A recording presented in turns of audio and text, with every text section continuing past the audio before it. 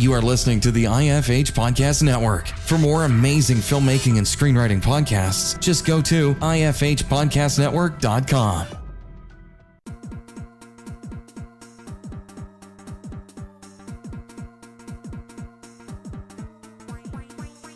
Hey, and welcome to episode 373. This week we talked to Brendan Muldowney, whose film The Cellar recently played at South by Southwest and is now out on the Shudder app.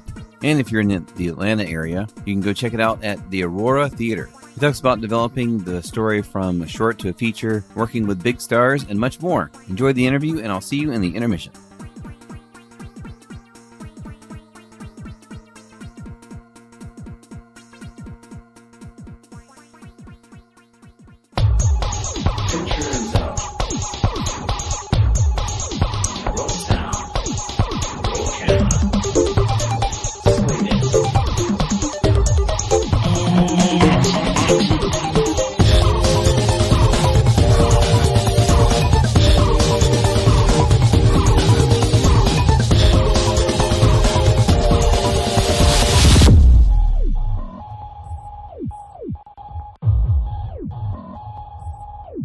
All right, Brendan, thanks for coming. I really appreciate you joining us today.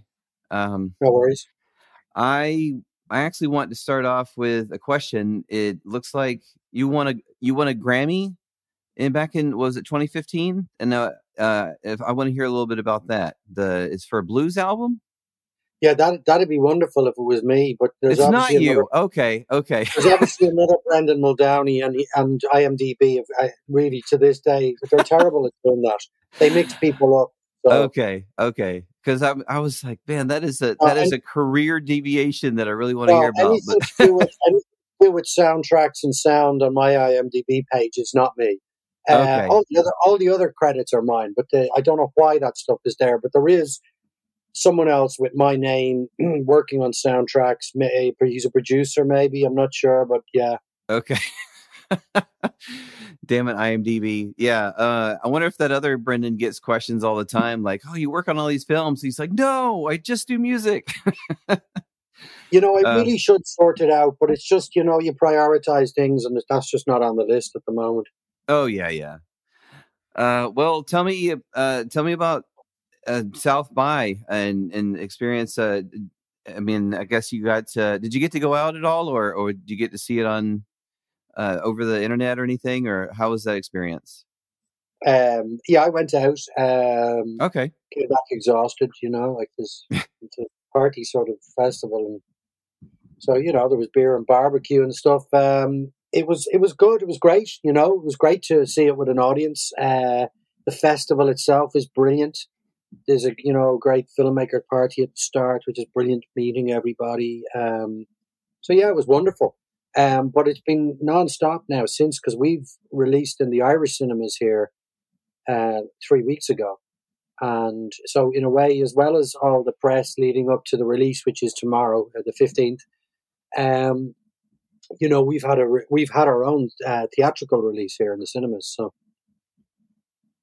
that's really cool. Been busy. Yeah. Yeah, and I imagine was traveling to South by one of your first big trips after COVID and stuff, or? Well, I actually did the post-production for the film in Brussels, Belgium. Okay. And I was there for a month and a half. And I went on holidays to Spain in the summer. And then I went to Spain. My girlfriend's from Spain. So me and my girlfriend and my daughter went to Spain for Christmas. So Actually, I have to say I have traveled. Yeah, we were in Barcelona. I have to say I've traveled quite a bit. I nearly didn't make it to South by Southwest because we all caught COVID here in the house. Oh, no. Actually, me and my daughter. Yeah, we caught COVID, and we had to do a test to get into the States, and it was right up to the wire. Like, I was 11 days since I had tested positive, but it was like nearly 13 days since I had symptoms. So, but I was, testing positive right up to the day before. When was it the day before? It's just started to get weak, and yeah, I was right up to the wire though, and we were thinking of changing my flight, and I would get in late, and I might miss the start of the screening and stuff. So, yeah, it was a bit touch and go for a while, but we made it. Oh, that's good. And I guess I imagine going to South by and getting to meet other filmmakers. The whole festival experience has got to be nice after everything. Did you get to make a lot of connections and just bathe all that kind of stuff in? Yeah, well, there was a big group of us went over. The company I own with my producing partner, Connor Barry, we had 2 films there. So there was nice. a second film there called It Is In Us All. It was directed by the actress Antonia Campbell-Hughes. Now, there was other producers involved. It was a co-production between one Irish company and Connor with our company, Savage Productions. But that was great. That won an award at South by Southwest. Oh, nice. So very successful. That's cool. But we did meet others. We met people at the there's a filmmaker party at the day before it starts, and I was there for that. And that was great. Richard Linklater. I can't even say the name. He got up and spoke at the start, and so did a lot of people got up. But what I really took from it was they were just delighted to see filmmakers back in the room again. It was, yeah. I can't imagine just being a festival director the past few years and just trying to keep these things going during all this. I'm sure it was crazy stressful for everybody. Yeah. So it's great that it's happening. I think South by Southwest was the first. Yeah. The first film to go, the first festival to go down. Yeah. And the first one to come fully back. Full circle. Yeah, I definitely remember that. I remember thinking that was the point that it seemed real to me, that I was like, oh, South by canceled completely. Uh-oh. This is not going to be good. So yeah, that's crazy. No, and Janet Pearson as well was up talking and just saying how delighted she was to see filmmakers back in a room together. So it was quite special, I have to say. And I'm a cynic normally, but I know, but I did feel the emotion of that when I was in that room. Actually, I could definitely feel that it was a special occasion. Yeah. Well, tell me about the Cellar and the story, and I always like to ask, when did you know that this is the project that you wanted to devote so much of your time? Making a feature or any film really takes so much of your life. So what point did you know that this is your next story? Well, it's a lot. The Cellar is a long gestation or a long story behind it. I made a short film called The 10 Steps in 2004, and it was an incredibly successful film for our company. We'd made shorts before, we'd won awards before, we'd done things, but nothing hit like The 10 Steps did.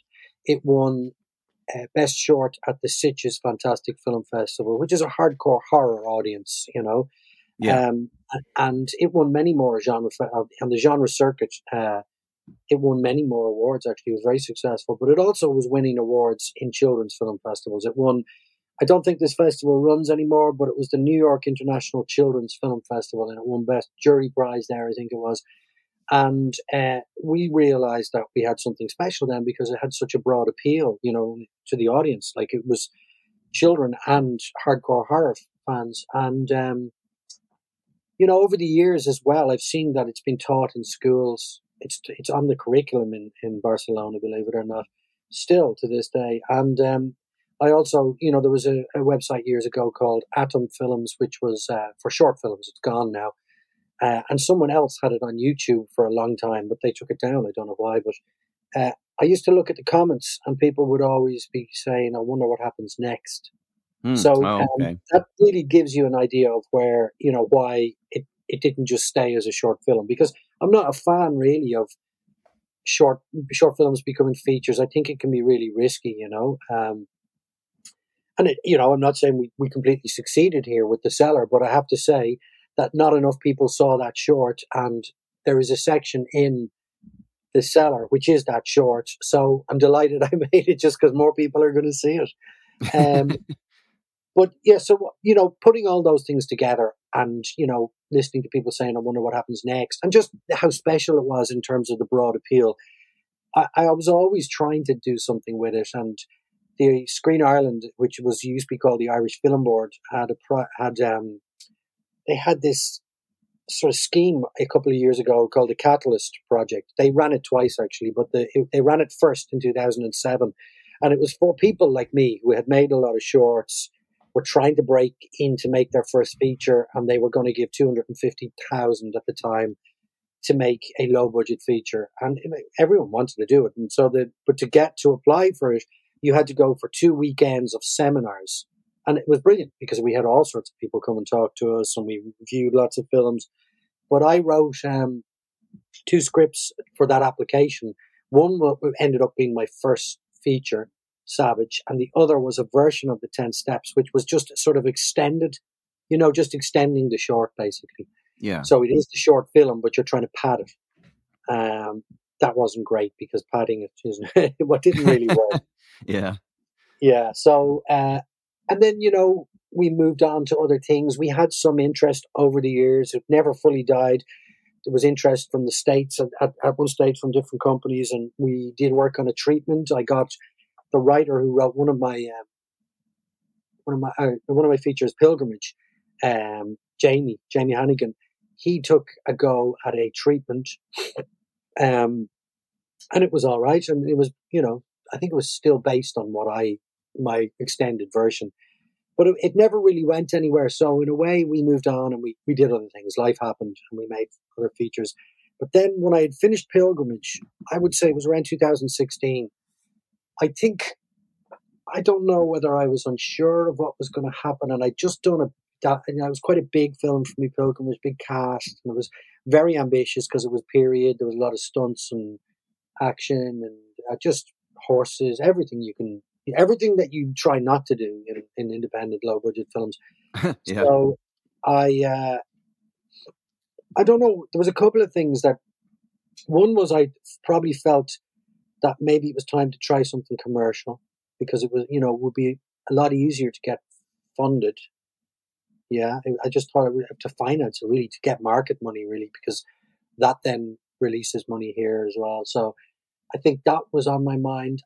Oh, there was a couple of things. My daughter kept asking me, what are your films about? And, you know, my 3 features are absolutely demented in terms of, you know, the themes or the content in them. They're really not for children.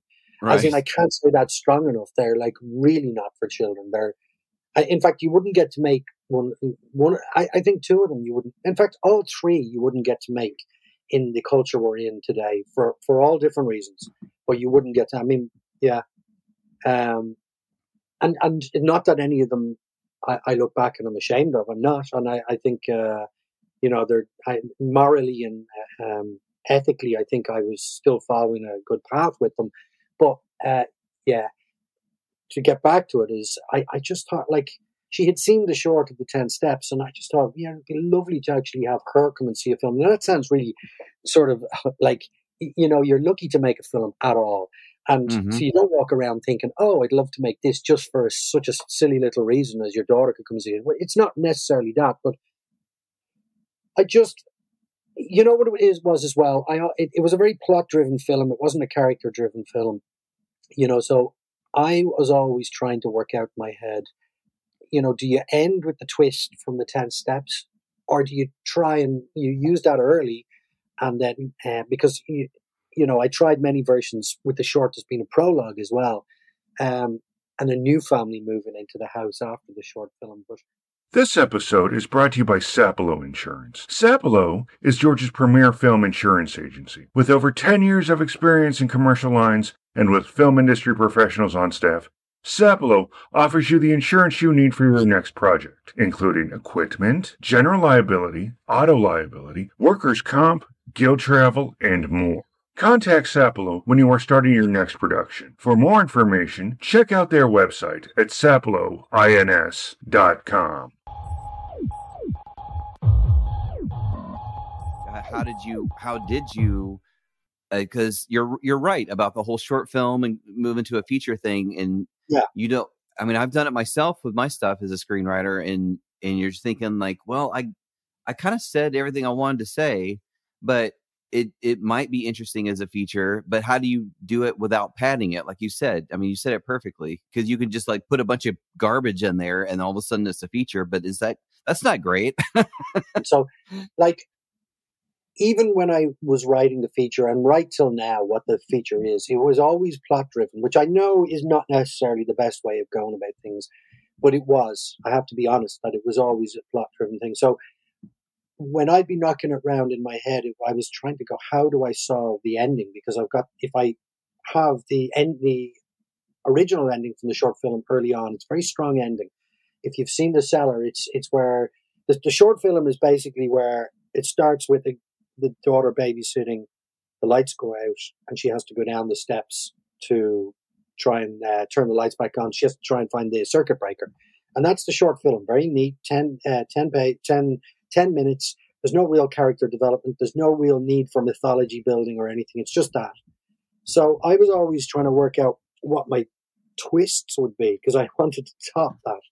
And when I finally worked out how I was going to end it, that would have been why I probably came back to it, because one day I must have been on holidays or something, and I was thinking about Escher, the Escher painting where all the stairs all loop into each other. Yeah. And I think that day, because I was thinking, how do I pull off the 10 steps again? And I was thinking, well, you could just do it, but do it visually. And then I was saying that's not enough. And it was when I started thinking of, the Escher painting, I started to think, okay, I think I have an ending. And that's when then maybe I probably tried to take it seriously. But like, that was only the start. We're talking, they don't like, there's Screen Ireland here who developed it, and they rightfully so don't let you continue if you might have a cool concept, but if your characters are not working, they don't let you pass it. And they have a list of script editors who you would talk to, and I went through many script editing meetings, and I realized that my characters weren't holding up. I was trying to have the short film as a prologue, and then I would have a whole new family move into the house, and characters I thought they were not bad actually, but characters weren't holding up. The mythology was still sort of Judeo-Christian mythology of hell and the devil, and it was all a bit maybe just not working for people, not original and dull. So took a while. I tried many different versions. There was a young adult version which happens all in one night. It was a new family moving in, and but it went at breakneck pace. It went really fast. There was no let up. It was about an 80-page script, and it had a full-on monster mashup at the end. Hieronymus Bosch monsters walking around. It was like it was pretty good, I thought. I have a friend, a writer who he wrote Vivarium, Lorcan Finnegan's film. His name's Garrett Shanley. He thought it was really good. He thought it was really good. And I agreed with him, but no one else thought the same as us. So that one went to, I think the producer Connor thought it was too expensive as well. Oh, but anyway, yeah. What really happened in the end was one day, two things happened at once. I was finding it hard to send the characters that I was working with, the innocent characters, to hell, for want of a better word, or punish them really. And I was also finding it hard to get through the script editing meetings with, what's the motivation of the character? What's their wants? What's their needs? What's their, if you've ever gone through script editing meetings, there's a lot of script talk there. And that's fair enough. You should be able to answer these questions. The problem is you can answer them on paper and they say, well, that's not good enough. And I realized I wasn't getting through these meetings and it wasn't going to work. So I had to really dig deep and go, what's going to be the strongest hook here that'll just stop these questions? And I just went in, and it was obvious to me. It was like, okay, if we continue the short, everyone wants to know what happens next. Well, I'm sure the parents want to know what happens next. Mm-hmm. So I just thought, you know what, there's nothing stronger than a mother or a father, but at the time, I'll tell you why I went with the mother, but it was a parent who wants to know what happened to their daughter, and they will go to the ends of the earth. They'll go to hell and back, and they'll go down into a dark cellar, even though there's noises. They'll do anything. So once I got that, the script editing meetings started to become easier because no one was asking me what's the motivation, because it was blatantly obvious what the motivation was. It was to find their daughter, so or her daughter, because I decided the short film, actually, it's the father who talks his daughter down the steps. But I decided for this that I would have better conflict between mother and daughter, and I also wanted to. What I decided was that they would have conflict about a lot of things, their outlook on life. So when I sort of thought that I would make the mother an advertising exec, and not just an advertising exec, but someone who's willing to, use vulnerabilities of young women or young girls against them in their advertising to try and sell them crap, basically. It made it easier for me to punish the characters, even though within the film I try to have her have some sort of epiphany or understanding that what she's doing is wrong. But it made it a lot easier for me to have, serious conflict between mother-daughter, very different characters. So that was one part of it. But at the same time as I was coming up with this, I must have had a sort of inspirational sort of moment. I don't know when it was, but at the same time I was coming up with mythologies, because in a lot of the previous drafts, I was trying to get away from the Judeo-Christian mythology, and I was coming up with Irish mythology. I had Balor, the one-eyed king of the Fomorians, as my sort of evil demon at one stage. There was druids, there was, I went through different things, and then one day I just thought it has to be mathematically related, because there's all this counting in the short, and I just thought, okay, and I think I Googled something like the devil and numbers or maths, yeah, evil maths or something, and up popped evil numbers, and I thought, okay, I'm onto something, and I was excited, and then I looked into evil numbers, and they turned out not to be that exciting at all. But it started me down the right track, and I have had a little bit of an obsession over the years with sort of the philosophy of the universe, let's say. One of my films, Love Eternal, has dug deep into fractals and how they relate to the universe and our lives, and sort of the idea of infinity nearly. And, I've read the Stephen Hawking's books, and I've gone down rabbit holes on the internet, and I don't understand it, and I'm not good at maths, and I don't understand physics, and it makes my head sore. But there's times when I read it and I get a tiny glimpse of a sort of enlightenment or something, and in a way I do know that it sort of replaces religion nearly for me, because it's a very interesting. It's because we don't know, and even the smartest scientists don't know what is out there and what it is and what it means. And I find that humbling and also very inspirational in a way. It gives me a sense of peace. So probably isn't the last time that I'll dig into that. So that's where the maths, came from. I started to, look at different dimensions. And once I started to look at the string theory and stuff, I realized that, it up popped that Erwin Schrödinger had come here and had been working on a theory that was related to string theory, an early sort of version of it. And the whole thing started to tie in. There was a beautiful metaphor that just presented itself of a missing child being like Schrodinger's cat. You don't know what's wrong with them. Are they alive or dead? You don't know until you find them. So all of that stuff just sort of happened at the same time.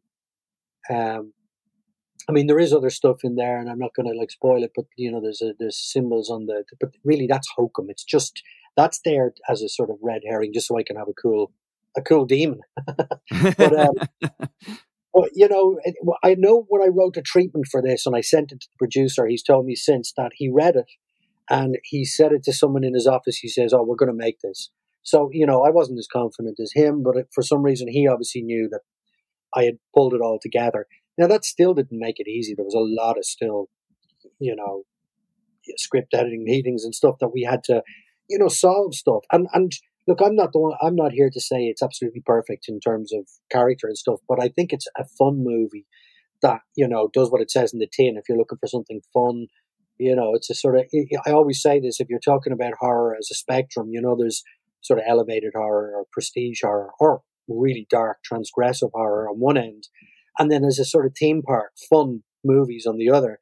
And we definitely, I think, sit happily in the fun movies, Mm-hmm. Yeah, and it doesn't necessarily have to be a fun, dumb movie. You can have a fun and smart movie that people can still talk about. There is definitely a way to thread that needle of getting right in the middle.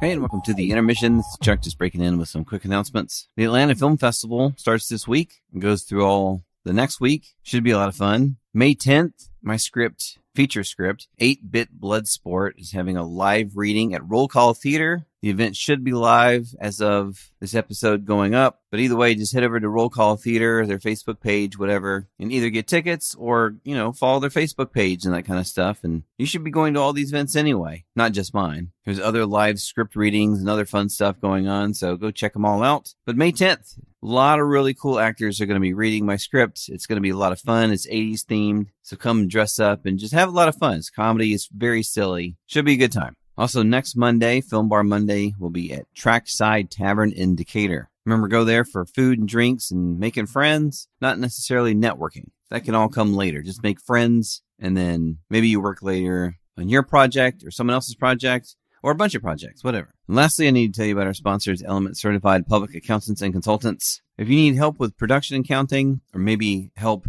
figuring out the complicated Georgia film tax scenarios that might come up with your next project, maybe you need some tax help, maybe you did your taxes by yourself for your production company, and you thought, man, I really wish I had some really smart people to help me with this. Well, that's where Element comes in, elementcpas.com. They're Atlanta-based. They know film in and out. They can help you with all sorts of stuff. And they're hiring. Element and its sister company, Storyboard Financial Services, are hiring production accountants, and they're looking for entry-level clerks and production accountants, assistants, and keys. Includes health benefits, retirement benefits, and immediate room for growth. So you should also head over to elementcpas.com if you're looking for a new journey, a new career, a new path. Maybe you know how to do money stuff. Unlike myself, you want to go help some other people out with their film life. I'm sure it will be greatly appreciated. It'll be fulfilling, and you get to work with cool people. Not sure what else you want. So either way, if you need help or you want to provide help,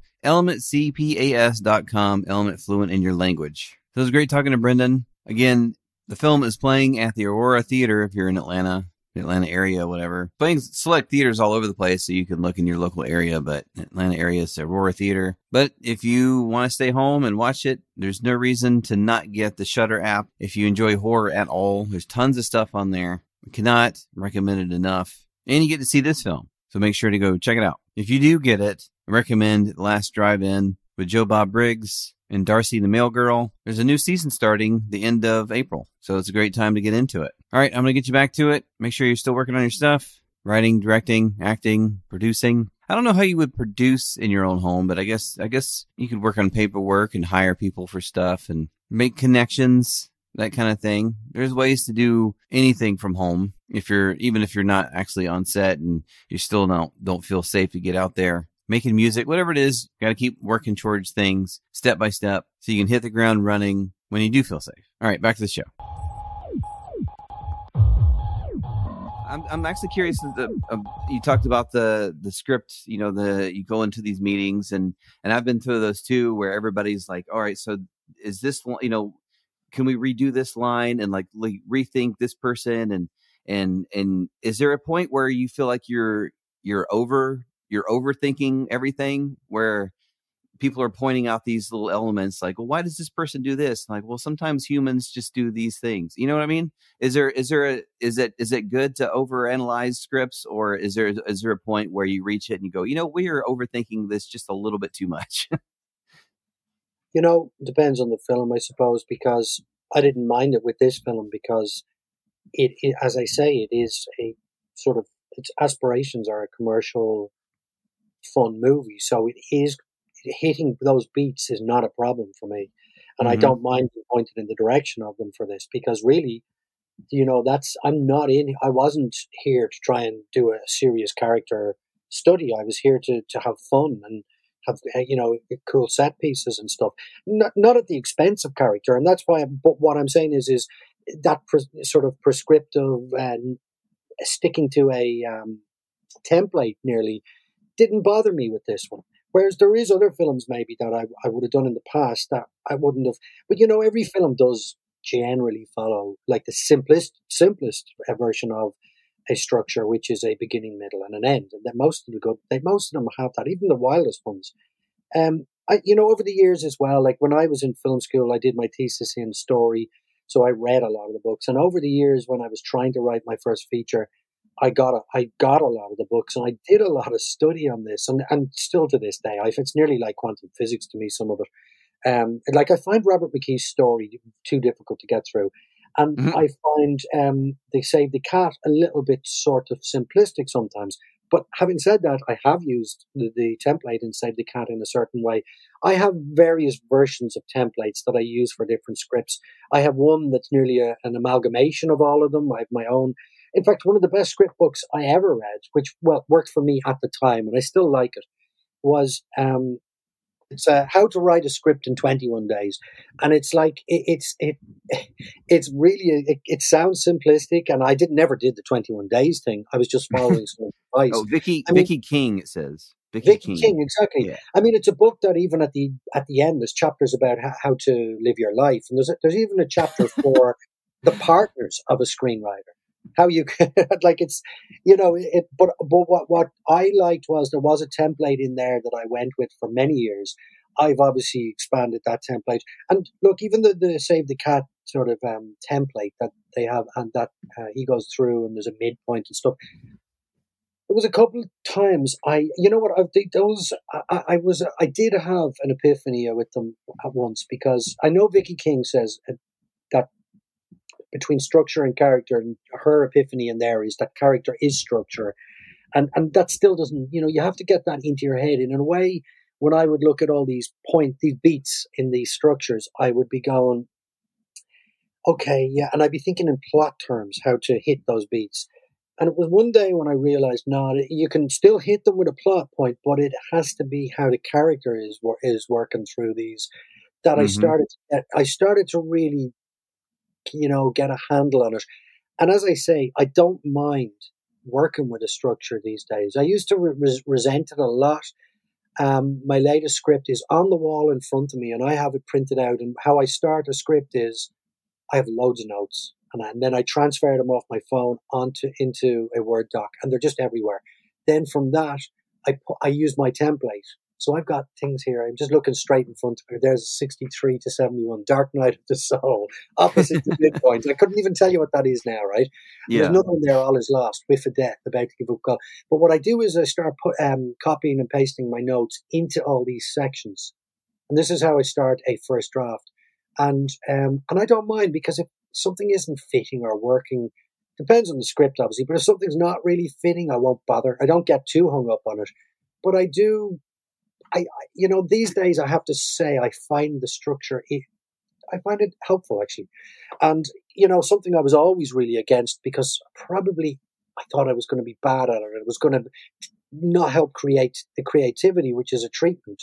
And I used to feel like, you know what, it's better just write, and the story will come to me as I'm going, and I'm experiencing it as it happens. But and the last, like the Cellar and the latest script I'm writing, I have had to, for different reasons, but I've been forced into writing a treatment, and both times it's been excellent, actually. And I'll still resist it on after that, but each time I've done it, it has actually turned out really, really well. So, you know, maybe I'm changing as I get older in terms of how I write. Yeah, the same thing kind of happened to me. I really, you know, because Stephen King always talked about, well, I don't use outlines, and I thought, well, I want to be like him, and I got to a point where it just wasn't working, and I had to suck it up and say, yeah, I need to outline, and now I love it, because it helps, and plus, I mean, people talk about outlining, and I know there's probably people listening to this, and, I don't want to outline either, and I get it, but it's not the same as like, well, you're outlining and it's 100% rigid to that. Once you start writing the script, a lot of this stuff will be nebulous anyway. Yeah. And, you know, your brain starts working and you think, oh, well, that needs to be just a few pages down, or I need to reverse these things. Once the actual writing process of the script starts, at least for me, it just all doesn't go out the window, but at least you have that skeleton there to look at and say, okay, I know where everything major is going to go, but now the characters, like you said, are becoming alive. They're going to do what they're going to do, but I know where the roadmap is. Exactly, yeah.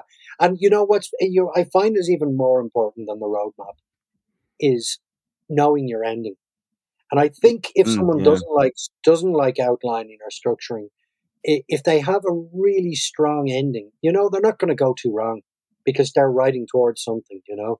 Oh, right, yeah. That makes sense. Because, you know, without, you know, even a vague idea of an ending, it's not good enough, you know. It's really, I think, anyway, personally. Well, you know what it is? When I have a good ending, I know that it's just so easy. It's just so easy what I have. Whereas I find it hard because I've done other scripts that have really gone nowhere. And I can really pinpoint that each one of them, I didn't know how it was ending. Yeah.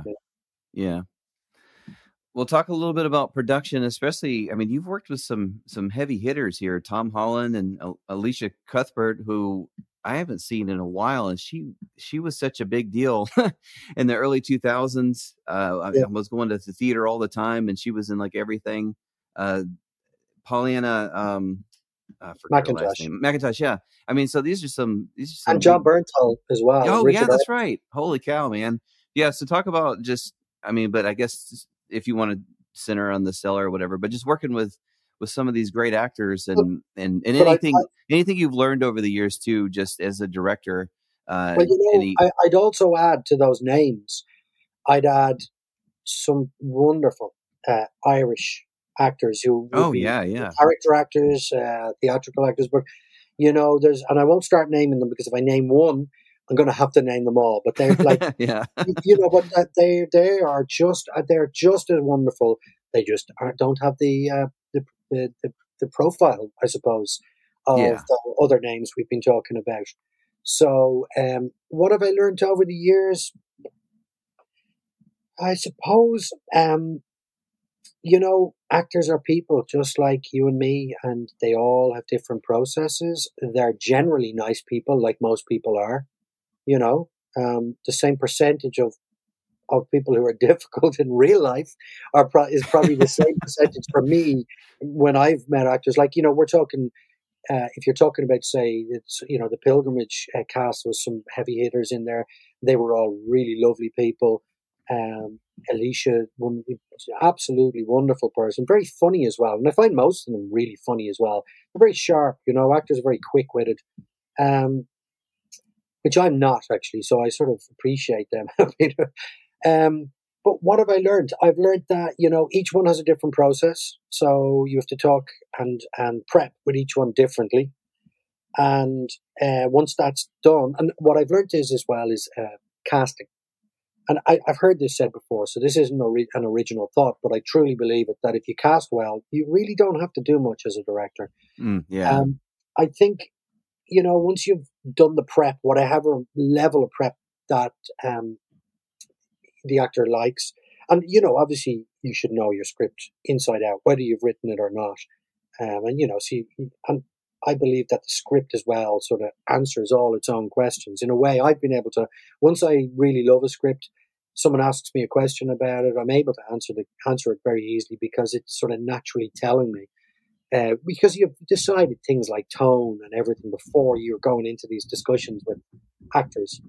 But, you know, once you get on set, it should be simple notes like, you know, less, more, you know. I suppose, right. You know, and I know I've heard it said that you shouldn't give those notes, but really that is where you're at.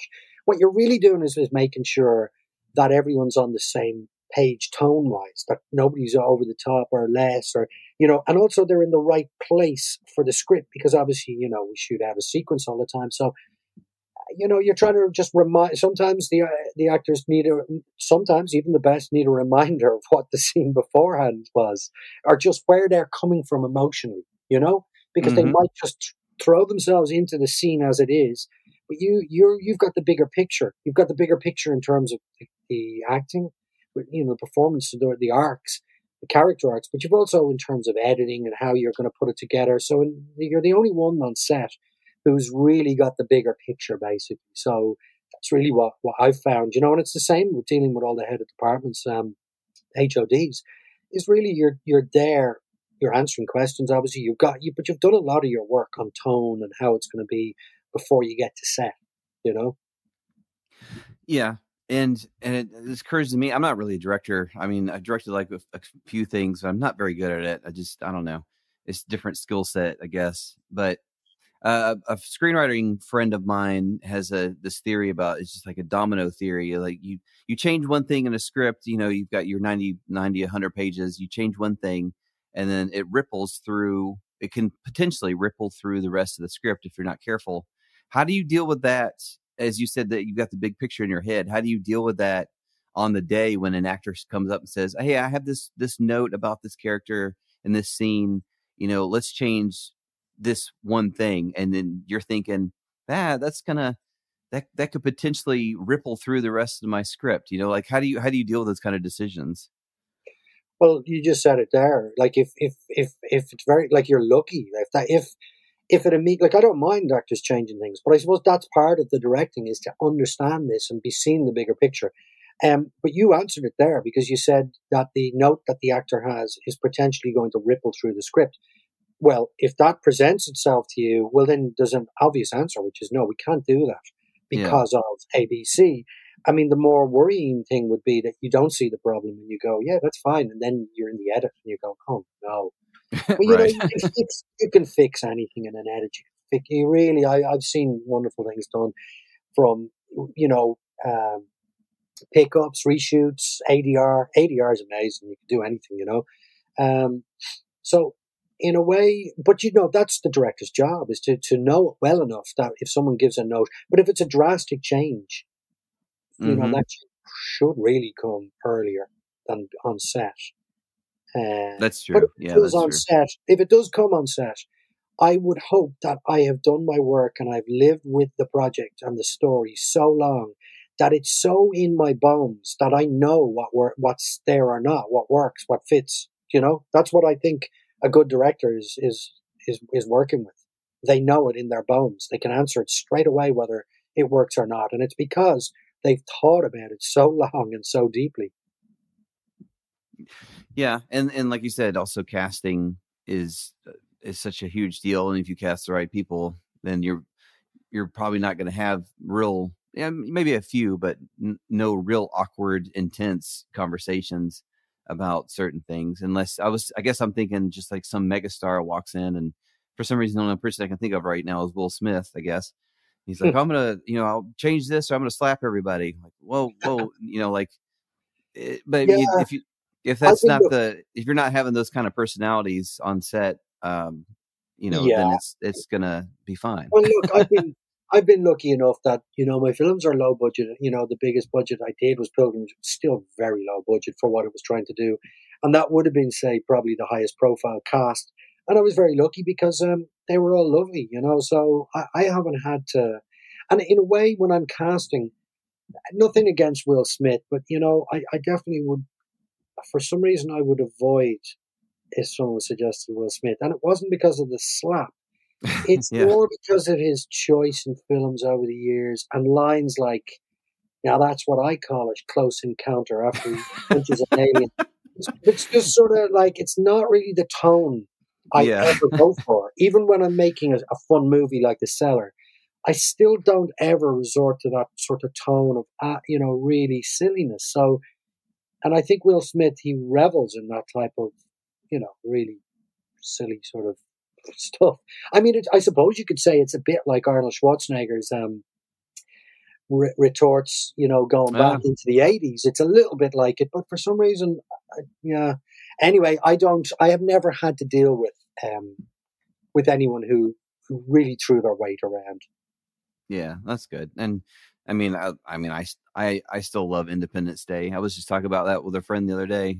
I hope Will Smith gets the help he needs, because everybody still loves him, I think. I actually like quite a lot of that guy's films, not all of them, but I don't know why I like the disaster films too. Not these days, they're a bit more worrying than. But I used to like to see the spectacle of them. I just like I do like spectacle, I have to say, in the cinema. I'm not against it. Oh yeah. There's nothing wrong with a good popcorn movie. Film Impact Georgia is a nonprofit organization dedicated to providing a voice to independent film production in the Peach State.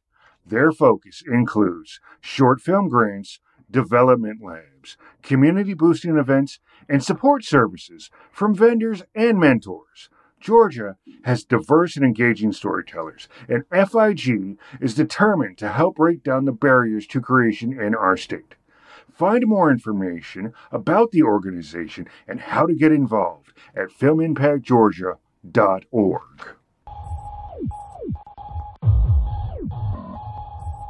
Well, so looking back at your career, is there anything you wish you had known when you first started this crazy business that you could maybe go back in time and tell yourself, like, hey, remember X, Y, and Z? Yeah, there probably is one thing, but I'm not sure that it, was the. Yeah, there was when I left film school. I left, and I wanted to be a director, but I had specialized in cinematography.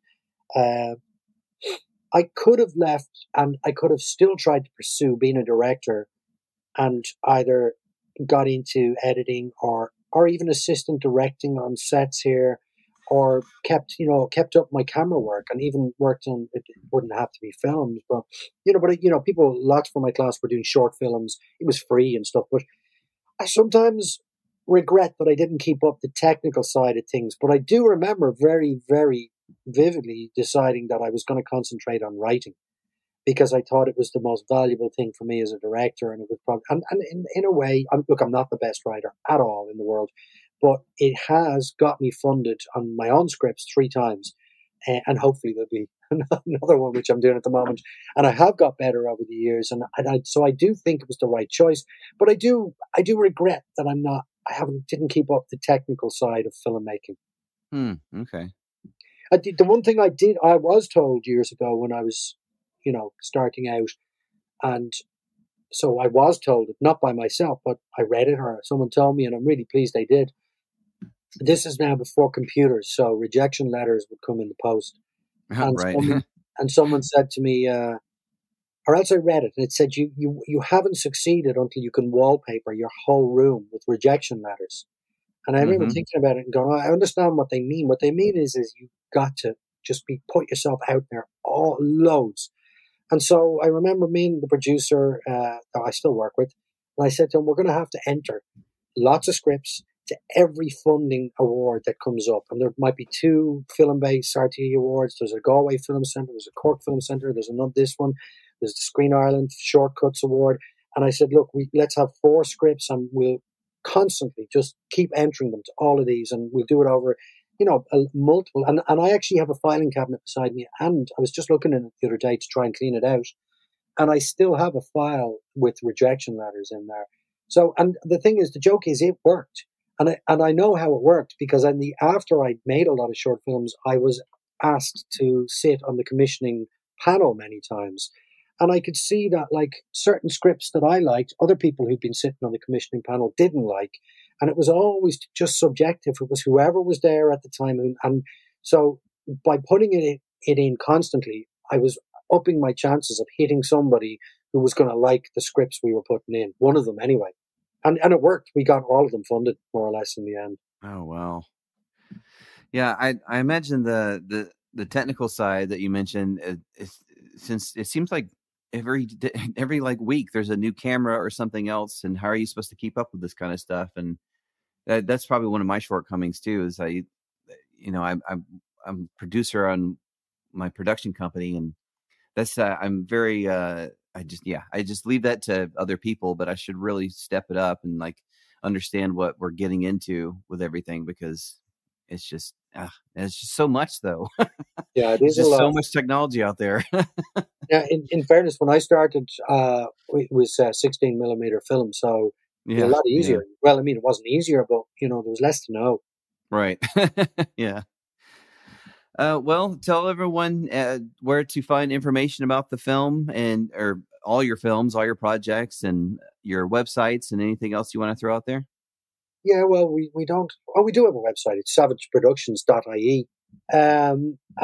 We have a Twitter. I think it's Savage Productions. We have an Instagram, Savage Productions, and a Facebook page.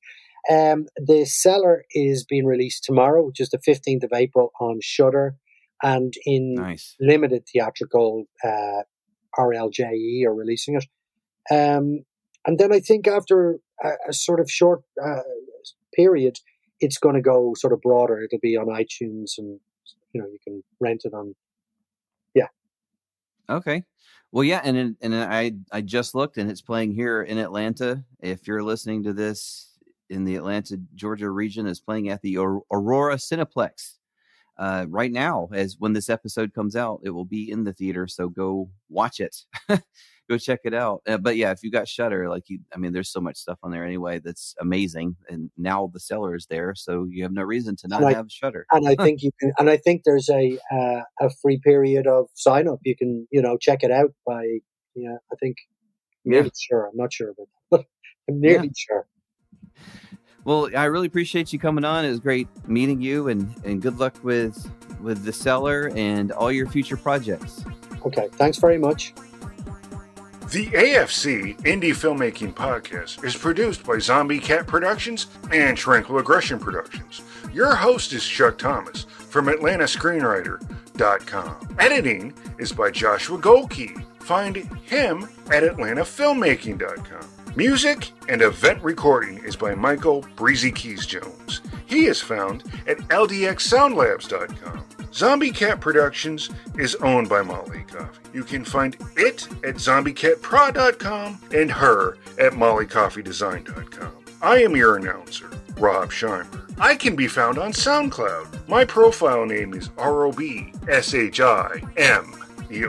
Thanks to our media partners at CinemaATLMagazine.com, and thank you for listening. Grab all our episodes at AFCIndieFilm.com.